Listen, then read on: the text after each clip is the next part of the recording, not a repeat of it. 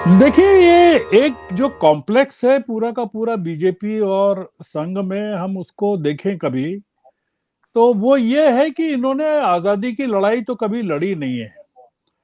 अगर आप इनके पूरे डॉक्यूमेंट्स देखें, कल भी रिलीज किए इन्होंने, जो जवाहर सरकार हैं, उन्होंने ट्विटर पर एक डॉक्यूमेंट रिलीज किया है कि आजादी की लड़ाई में इनकी क्या भूमिका थी, संघ की पूरी की पूरी किस तरह से इन्होंने अंग्रेजों के साथ कोऑपरेट किया। एक कॉम्प्लेक्स जो है पूरा का पूरा इस पूरी की पूरी पॉलिटिकल पार्टी में भी है, संघ में भी है। तो उसको ये निगेट करने के लिए पूरे की पूरी कांग्रेस को या पूरे के पूरे आजादी की लड़ाई में लड़ने वालों को लगातार जलील करते रहते हैं। और उसमें ये इनके सामने जो आदर्श है वो जिनको रखते हैं वो अलग किस्म के लोग हैं, जिनको मतलब आप सोचिए कि ये देश में सावरकर की पूजा करते हैं, पर बाहर जब जाते हैं तब इनको गांधी के पास जाना पड़ता है। ऑस्ट्रेलिया में भी गए, अमेरिका में भी गए, क्योंकि अ, मतलब नई संसद में आपने किस दिन किया, मतलब सावरकर के नाम पर किया आपने सावरकर की पूजा। तो ये एक जो डायलमा अभी चल रहा है वो ये चल रहा है कि जिस राष्ट्र की स्थापना करना चाहते हैं, आपने एक सवाल पूछा था संघ का और बीजेपी को इनको लेकर। जी। देखिए, संघ का जो एजेंडा है वो बिल्कुल साफ है, और उस एजेंडे को बड़ा धक्का लगा है। जो जो मणिपुर का मामला है, मैंने कई बार कहा है कि मणि नॉर्थ ईस्ट में संघ ने बहुत जबरदस्त तरीके से काम किया है पिछले 30-40 सालों से। और ये मणिपुर का जो एपिसोड है, इसने पूरे के पूरे संघ को वहां वाइंड अप कर दिया है। वहां जो चर्च का काम चल रहा था उसको इन्होंने अंडू करने के लिए वहां संघ लगा हुआ था। अब इन्होंने क्या किया, 300, 350, 400 चर्च जला दिए। रिएक्शन ये है कि जो केरल में आप अभी राहुल गांधी को जो एक बड़ा रिसेप्शन मिला, वो उसका एक बड़ा कारण ये है कि वहाँ जो सेकंड लार्जेस्ट पॉपुलेशन है माइनॉरिटी में, वो क्रिश्चियंस हैं। मुसलमानों के बाद क्रिश्चियंस हैं। तो वो एक, इन्होंने क्या नॉर्थ ईस्ट को भी खो दिया है और पूरे के पूरे केरल को भी खो दिया है, और देश के में एक जो समुदाय है बहुत बड़ा माइनॉरिटी का, उसको भी खो दिया है। तो संघ की नाराजगी मणिपुर को लेकर काफी जबरदस्त हो सकती है। संघ का मोदी जी के प्रति विरोध नहीं है।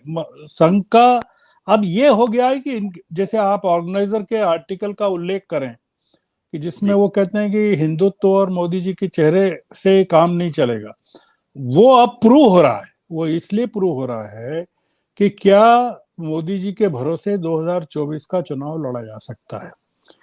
वो एक पूरा का पूरा डायलमा बीजेपी और संघ के बीच में है। उसी में ये निहित है कि अगर ये चार राज्यों के चुनाव, क्योंकि अभी मिजोरम का चुनाव होता है कि नहीं ये शंकास्पद है, क्योंकि मिजोरम का भी होना है।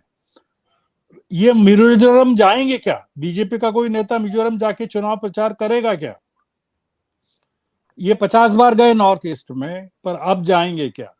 तो मिजोरम के चुनाव को टालेंगे क्या? क्योंकि मिजोरम लगा हुआ है मणिपुर से। दूसरा ये कि नॉर्थ ईस्ट में भी जा पाएंगे क्या ये सारे के सारे लोग? तो एक बड़ा जो चैलेंज है वो ये है कि अगर मिजोरम के नहीं होते हैं तो तेलंगाना, मध्य प्रदेश, छत्तीसगढ़, राजस्थान के चुनाव के परिणाम अगर बीजेपी के खिलाफ जाते हैं, जैसे कि जाने वाले हैं, उसके बाद आप पाएंगे कि तब तक इतनी तैयारी हो जाएगी कि काफी चीजें ये लोग बदल देंगे या बदलना चाहेंगे। हम ये जो लड़ाई है पूरी की पूरी पार्लियामेंट्री डेमोक्रेसी की, ये एक अलग फेज में चली गई है। इसमें जो आ, इतिहास और आजादी की लड़ाई और ये तमाम चीजें गौण हो जाएंगी। और ये मौका इसलिए है अमरीश जी, ये एक चीज देखना चाहिए, बीजेपी के हाथ से इस बार सत्ता चली गई, तो वो सत्ता अब कब लौटेगी पता नहीं है। एक चीज और भी आप सोचिए, मतलब दोनों चीजें हैं कि विपक्ष 2024 में फेल हो गया तो विपक्ष कभी सत्ता में नहीं आ पाएगा और रीजनल पार्टी सारी खत्म हो जाएंगी। और बीजेपी अगर सत्ता से बाहर हो गई तो बीजेपी की वापसी बहुत मुश्किल हो जाएगी, क्योंकि बीजेपी के पास न तो कोई अटल बिहारी वाजपेयी है, ना आडवाणी है, और मोदी जी के भरोसे कोई सत्ता वापस आ नहीं सकती।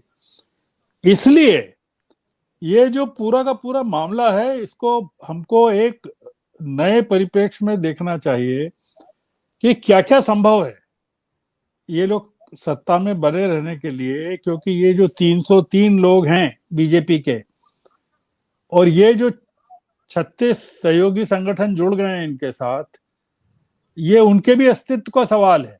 तो ये लोग क्या बर्दाश्त कर लेंगे क्या कि ये जो इंडिया नाम का अलायंस है इसके हाथ में सत्ता चली जाए? सारे लोग जोर लगाने वाले हैं। आप देख रहे हैं गोदी मीडिया पर मोदी जी को डिफेंड करने के लिए जिन लोगों के इंटरव्यूज चल रहे हैं, उसमें कौन लोग हैं? जयप्रकाश नड्डा हैं, अनुराग ठाकुर हैं, जो भी लोग हैं वो लोग भाषण दे रहे हैं, उसमें बोल रहे हैं कि मोदी जी ने क्या कहा। तो ये एक चुनौती बहुत बड़ी है, और कई ताकतें अब देखना आप आने वाले कल से या आज से ही जुट गई हैं। ये जो मोदी जी ने जो कहा है उसके इंटरप्रिटेशन में जुट गई हैं, और वो जो सत्ता को बचाना चाहते हैं वो जुट गई हैं। इसीलिए मैं फिर रिपीट कर रहा हूं, मुद्दा ये नहीं है कि मोदी जी ने क्या कहा, मुद्दा यह है कि मोदी जी अब क्या कर सकते हैं, और क्या क्या कर सकते हैं, और किस सीमा तक जा सकते हैं।